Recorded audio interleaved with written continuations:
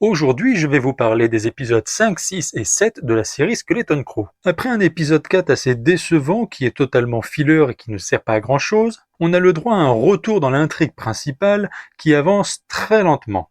Dans l'épisode 4, on apprenait que SM-33 possédait en lui la localisation de Hat-Hatin. Finalement, il ne possède pas la localisation, mais il possède la localisation d'un endroit qui possède la localisation de Hat-Hatin.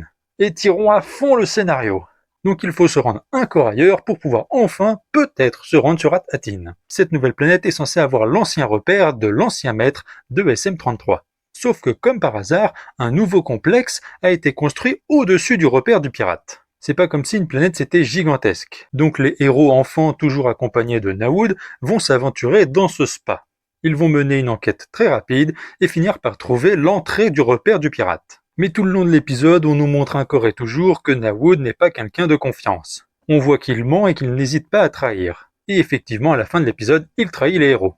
Et SM-33 les trahit aussi, il exécute le code des pirates. On intègre du coup cette nouvelle idée d'un code établi par des pirates. Mais ils finiront quand même enfin par récupérer la localisation de Hat-Hatin. Donc ils sont censés s'y rendre dans le prochain épisode.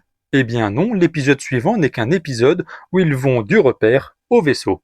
Il se passe très peu de choses. Nawood est enlevé par son ancien équipage de pirates, et les héros vont affronter un Tamatoa. Cet épisode sert plus à développer les relations entre les héros qu'autre chose. On apprendra quand même que les vaisseaux sont désormais capables de muer comme un serpent.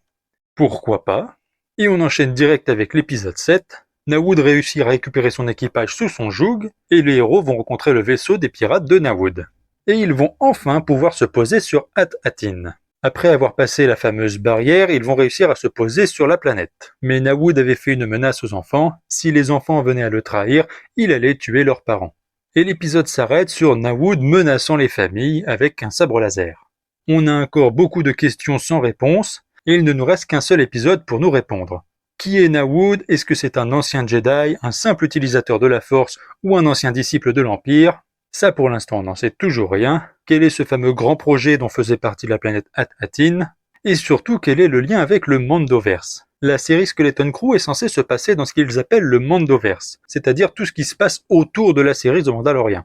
Mais pour l'instant, à part ce pirate, on n'a pas de lien avec le Mandoverse. C'est quand même bizarre de dire que cette série fait partie du Mandoverse alors qu'il n'y a qu'un seul tout petit lien. Pour l'instant, mon avis sur la série est très mitigé. Il y a de très bonnes choses, de très bonnes idées, mais ça traîne un peu en longueur et il y a beaucoup d'idées qui sont très moyennes. Attendons de voir ce que nous réserve l'épisode de la semaine prochaine. Voilà, si cette vidéo vous a plu, n'hésitez pas à vous abonner à ma chaîne YouTube Curlon et que la force soit avec vous.